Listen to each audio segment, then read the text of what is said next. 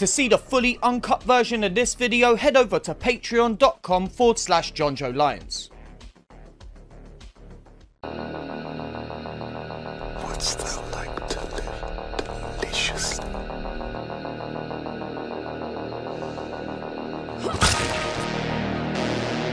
Chaos reigns. Please don't scream. Now, Sid, don't you blame the movies. Movies don't create psychos. Movies make psychos more creative.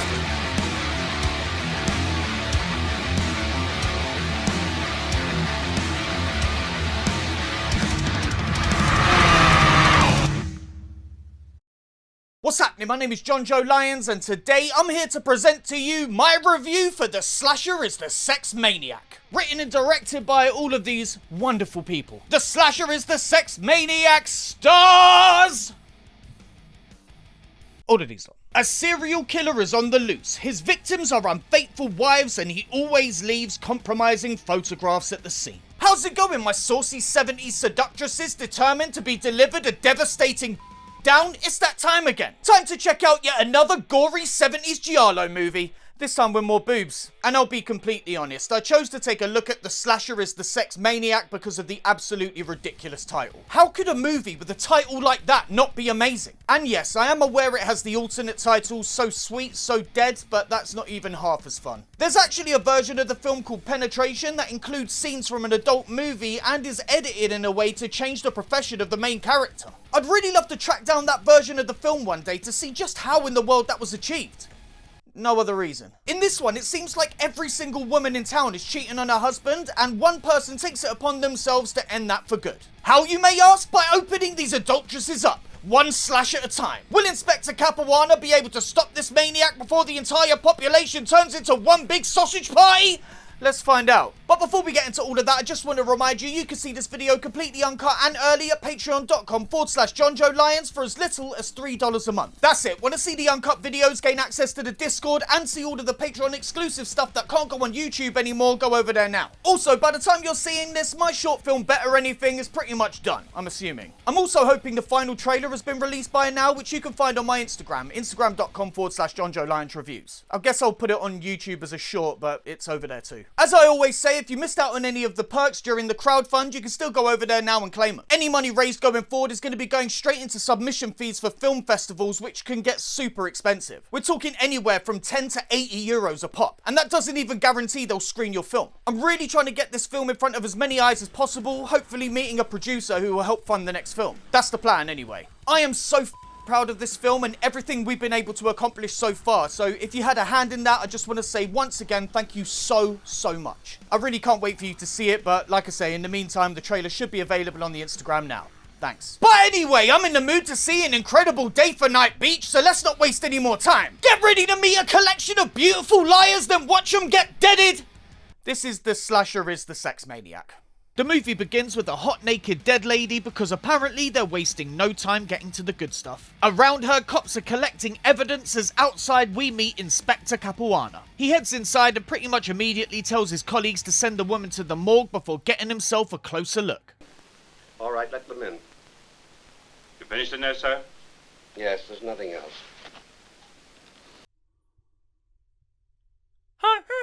Cut to some James Bond looking opening credits and then to the coroner inspecting the woman's body. The face, immobilized with a hand. The blade made the mortal wound. His eyes don't look like that because of the hand over his mouth. It's the thick, hard pressed against his back. They don't seem to get much info out of this examination apart from the fact that whoever did this is probably a maniac of some nature, so the cops leave as this fella continues to look sketchy as Outside, the cops discuss the pictures that were left with the victim, all featuring her with a man, his face scratched out to avoid identification. Bossman says they should investigate the victim's friend circle, but Capuana says she was the general's wife and it's unlikely the people she rolled with will talk. Cut to this merry band of wankers all brought in for questioning, where we get this line. Yeah, and which would you be, Cleopatra? Neither. I may be homosexual, but I'm not homicidal.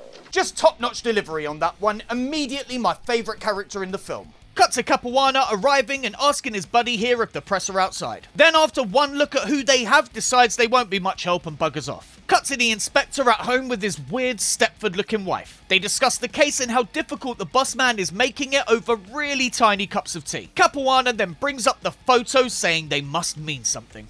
Do you think that he'll kill again? I think so. I'm sure he will. Cut to the bushes and then to these two getting saucy. In another bush we see this fella taking pictures, then cut to the couple shagging up a storm elsewhere. Aw, I hope the killer doesn't come for these two. They look like they're having such a lovely time. Why do you say we have to leave here early this evening? My stupid husband. Nope! F*** 'em. I hope these get turned inside out. With news of the husband returning soon, Mustache decides to make a quick exit, leaving the gorgeous, soon-to-be extremely dead woman alone. Unfortunately, she gets dressed when Darkman enters and the chase begins.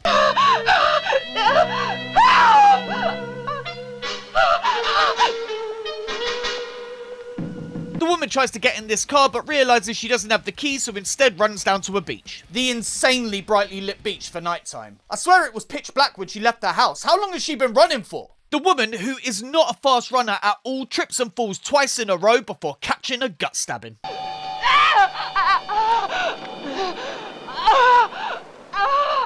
She then gets up and runs again in slow motion as her flimsy top is barely able to contain her breastises. Which I'm having to censor, by the way, due to YouTube demonetizing my last video because of that woman on the treadmill. That's right, ladies, according to YouTube, if you're not wearing a bra, you're not getting paid. Not very feminist, is it?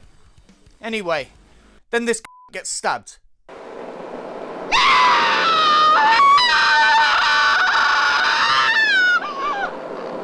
After an epic scream, of course.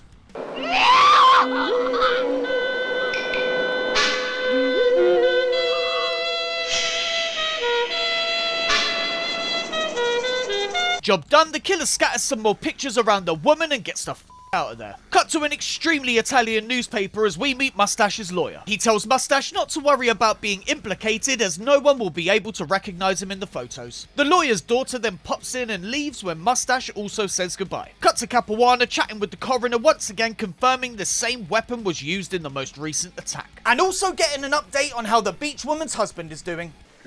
He's in a state of collapse. First the murder and then discovering his wife was a whore. Hey, come on guys! It's 2025. We prefer the term d***matized. Coroner suggests the husband could have done it when Capuana reveals they're also keeping tabs on Mustache. Coroner also mentions how strange leaving the photos is when we hear his assistant Gastoni, who we saw earlier looking super weird, laughing. That's Gastone, the one who prepares the cadavers. It's his way of rejoicing when he approves of his own work. And by rejoicing, you mean on and into? Yes? Called it! Actually, Gastoni isn't the corpses, but instead covering up their wounds in time for their funerals. Given how weird Gastoni looks and acts, the inspector gives him the eye before leaving. You're very pretty. Almost prettier than when you were living. If he's not f***ing them, then he clearly wants to. I mean, look at the... I say do it. Cut to the beach woman's funeral as we see Mustache is also in attendance. They load her up and the hearse starts with everyone following behind as some pretty cool music plays.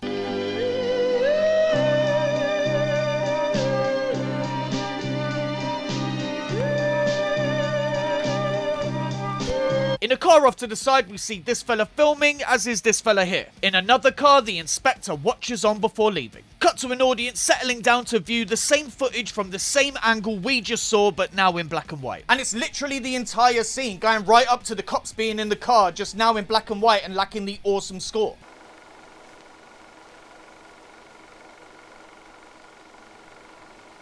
We see it's the cops watching as Capuana tells the projectionist to run it back. He spots something and gets them to stop when we cut to more boobs as these women get pampered. The group discuss the most recent murder, saying she deserved it for her dishonest ways and wonder who will be next. The man's a sex maniac who has this moral fixation.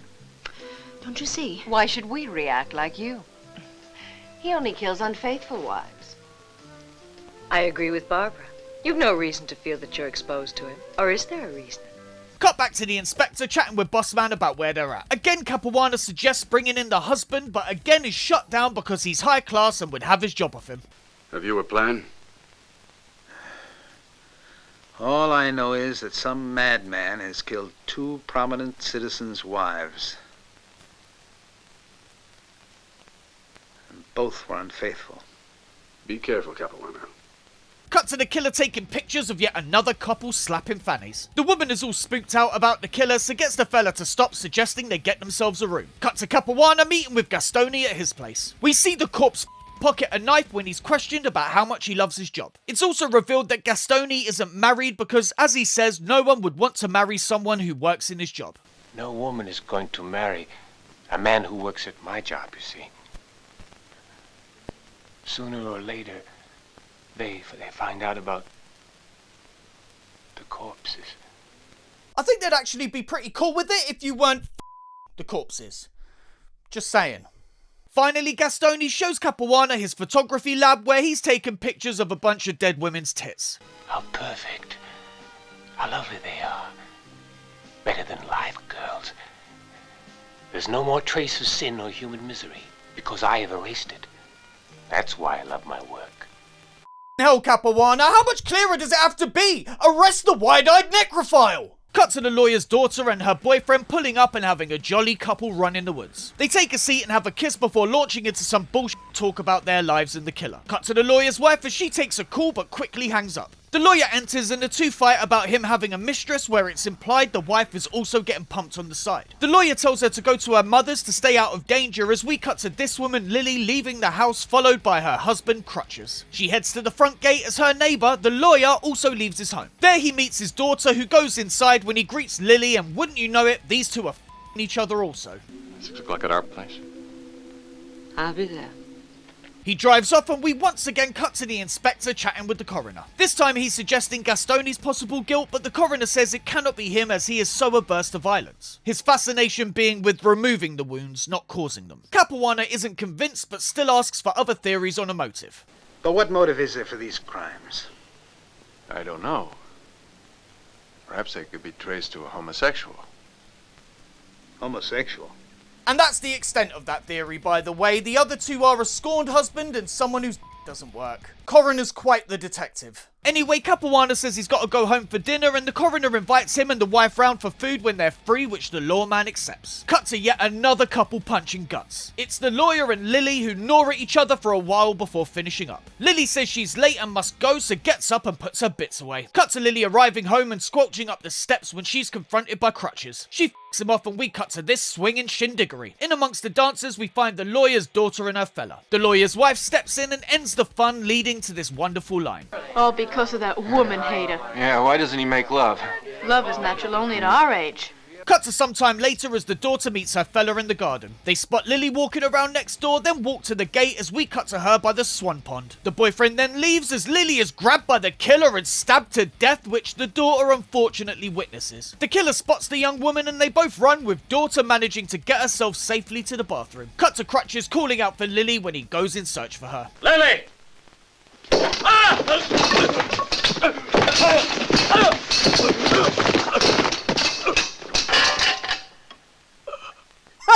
Whoops! What a clumsy.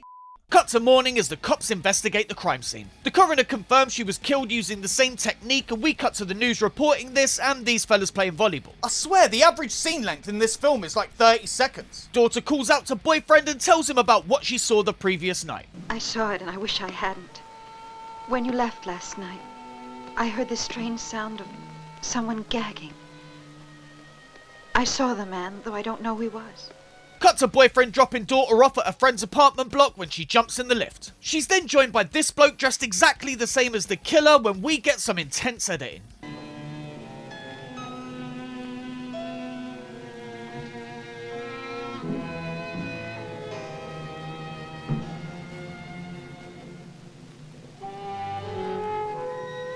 Ooh, I'm on the edge of my seat here. Is the daughter gonna get murdered? Are we gonna get to see her tits?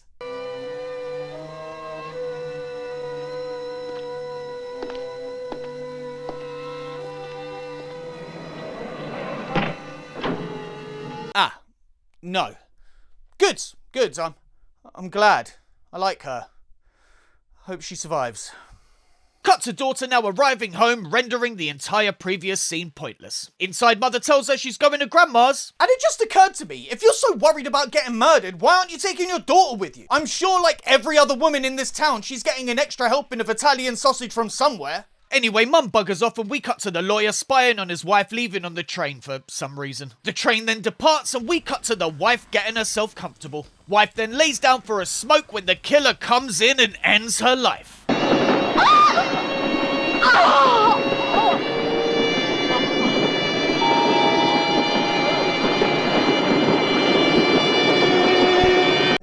but she was nearly out of there!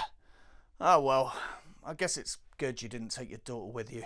Cut to the papers reporting on the murder and then to the lawyer chatting with Capuano. He says his daughter is in bits, so he's here to prove his innocence. The lawyer admits he was at the station but didn't get on the train, merely saying goodbye to his wife through the window. Which is also a lie, but whatever. Capuano brings up the lawyer's wife cheating as a possible motive, but the man says he knew she was getting down on the side as she knew he was copping some extra puss as well. Capuano then asks where the lawyer was at 9:30 the previous night and he says playing bridge with the commissioner. With that concrete alibi, the lawyer leaves and we cut to Capuano complaining to his boss, or colleague, I don't know. Capuano says the killer is very intelligent and has appointed himself a moral avenger of the elite. The colleague then stresses that they'll have to catch him fast or they'll be fired as well. That's our problem, Capuano. The time is running out. We have to pull him in here fast, or we'll be out too. Cut to the lawyer and his daughter getting in the car and driving off to God knows where, then to some of the surviving women. It seems the older woman is reading their futures with some cards and telling them they're in danger, but the younger two dismiss her. We then see Capuano packing away what looks like the killer's costume and buggering off. Cut to the scared woman we saw in the car earlier pulling up at her home. She enters and starts brushing her hair before taking off her shoes and grabbing a smoke. The phone then rings and she answers to see it's Kissy Carfella. They discuss meeting up to mash genitals, with the woman inviting him over to her place as her husband is away for the night. They end the call and the woman gets ready to take a bath, which is a shame because it's going to get rid of the stank. She then goes to grab another cigarette as it looks like someone may be hiding behind the curtain. Finally, she tries to clean the mirror when the killer appears and strikes, stabbing her.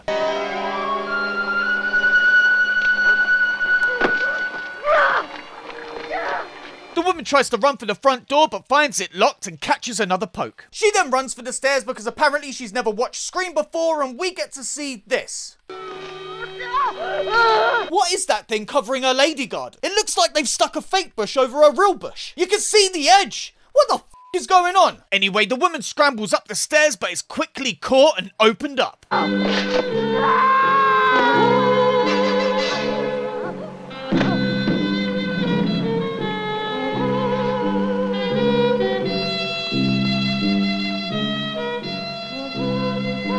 The killer then drops more pickies as outside the lover appears. The killer is about to leave when lover boy knocks on the door, panicking him. He tries to sneak out of the window right next to the front door, and is clocked by the lover. After a brief struggle, the lover gets his hand sliced and the killer off out of there. Instead of giving chase, he goes inside, quickly discovering his planned prime penetrant pronounced dead. Shame. Anyway, he then leaves and we cut to Capuano coming home to find his wife sleeping. She wakes up and he gives her the sad news of another murder. They then have a quick chat about how the police are being made the scapegoats when wifey tells him to quit the cops and work for her father instead. Capuano isn't up for that, saying he loves his job and doesn't want to work for her dad. He says when they moved here he thought he would have peace, but with the killings that clearly won't be the case. The phone then rings and Capuano says he'll be there right away. So long.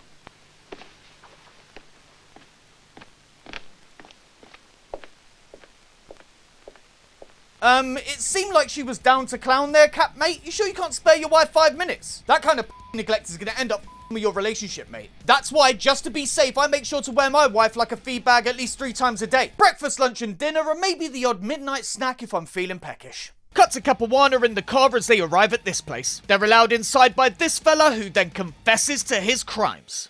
I murdered all these whores! They were only little bitches! Capuana then discovers the black gloves and it seems they really do have their man. The possible killer is then taken away as we cut back to the office and discover this was all set up by Capuana. But what was the point of doing that for the cops? Couldn't they have just told the press they did it instead of having that whole performance? Who on the force do they need to fool? Where did Capuana find the guy willing to get charged with lying to the cops? Is he an out-of-work actor? To be honest, if he was, that would make sense. Any job's a job, innit? Anyway, the colleague wishes him luck with the press conference and we cut to it as Capuana relays all the necessary information. This ends with Capuana leaving as the press don't seem entirely convinced. Cut to the paper reporting the maniac captured when the phone rings. Inspector Capuana. I am the person you think you have captured. What? Come now, don't be any stupider than you are. The killer, who's in full costume to make this phone call by the way, tells the inspector he has the wrong guy. He says Capuana has made a huge mistake and will pay for it dearly. He's going to kill again and make a laughing stock of Cap and the cops. The killer then tells him the most important thing, that he's gonna kill his wife. You're the only one in town that doesn't know your wife deceives you. I have photos to prove it, too. Just like the others. You didn't expect this, did you? You'll be disgraced. You'll have to leave town, a cuckold and a widower. And you can't prevent it, Inspector.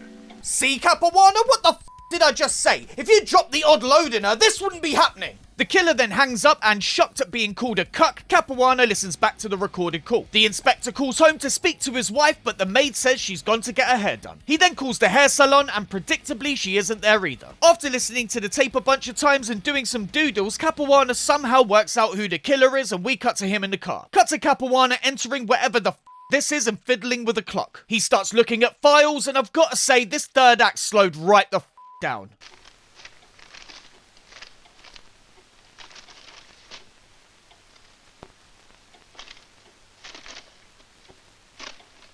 It seems like all the energy in the film has just kind of gone. It's less like we're building towards a climax and more like limping towards a dribble. Capuana then finds a newspaper clipping reporting on the death of a woman who was cheating on her husband. She died in a car crash with her lover, so the jilted husband must be the killer. Capuana then finds this photo studio and pictures of his wife with another man. He then calls the man's house to find he is away. Cut to a flashback as Capuana thinks of all the times it was obvious his wife was getting railed by this fella. Why have you come back so soon? I forgot something. Where are you going? I was just leaving for the beach. Alone? Ciao. Ciao. Roberto's taking me. You don't mind, do you? Cut to said man, Roberto, heading into this place. He enters and pours himself a drink when the phone rings. On the other end is the killer who advises Capuana knows and tells the man to get out of there. Why isn't the killer after the blokes as well? They're also scumbag aren't they? I say kill them all, and twice to be sure. Roberto listens to this and leaves as Capuana speeds to their location. Cut to the wife arriving at the same house and going inside. Here she gets undressed as the killer quietly sneaks in through the open front door. Wifey then gets her boobs out and pops on a South London council estate nightgown before making herself a drink.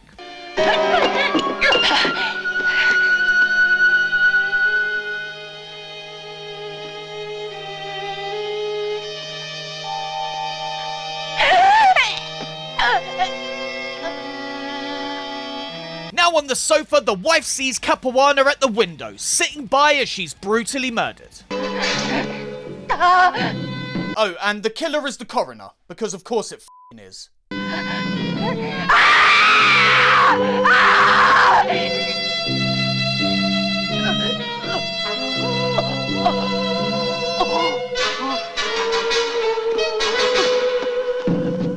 The coroner then drops the photos when Capuana finally enters to make the arrest. We get more flashbacks of the coroner obviously being the killer when Cap takes him out.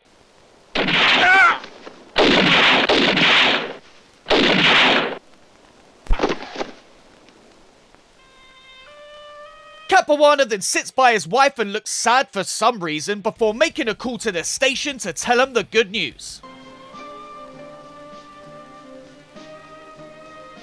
Give me the chief.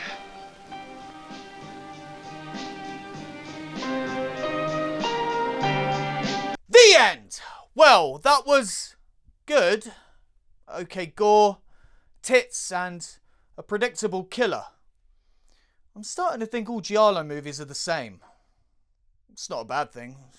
An observation.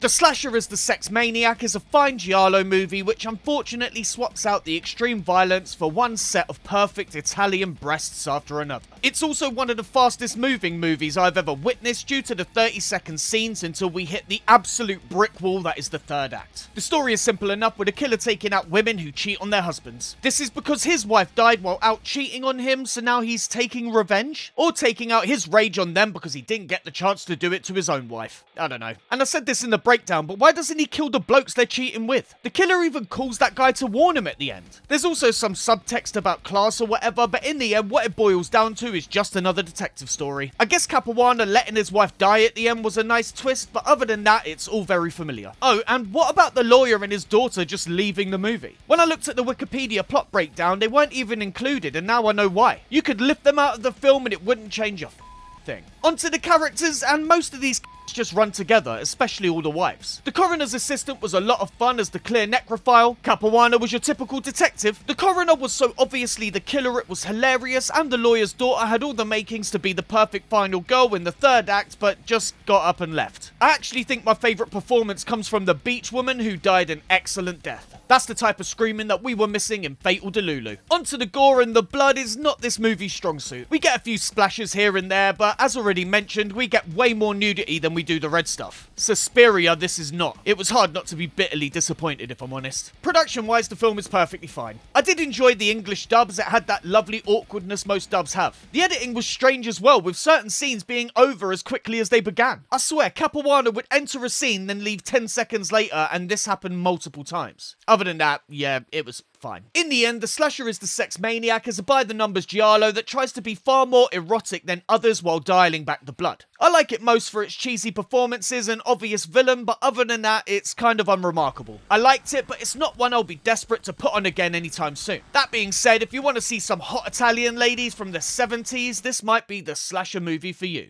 So that was my review of The Slasher is the Sex Maniac. What do you lot think? I enjoyed this one. Yeah, it's not the goriest movie in the world, but I like the weird quirkiness of it all, and especially that final scene. Speaking of which, if you want to see Capuano's cheating wife get brutally murdered as he watches on completely uncut and early, head over to patreon.com/Jonjo Lyons. There you can find the uncut version of this review, plus others with more stuff being added every single week. We got the uncut reviews, Patreon exclusive reviews, Slasher comic breakdowns, and the Discord. And all that can be yours for as little as $3 a month. You can pledge more, I really appreciate it, as I need to get my short film into as many film festivals as possible this year. As I said in the opening, submitting to film festivals can get really expensive, so I need all the help I can get. I really appreciate anything you can do, and in return you'll get access to all of that cool shit. So that's it for another week. Like the video, leave a comment, and click subscribe if you haven't already. My name is Jonjo Lyons, and listen, if you want to cheat on your partner, just break up with them. If you actively decide to cheat on your partner, then I hope you die in a fire. A fire that has AIDS. See you next time.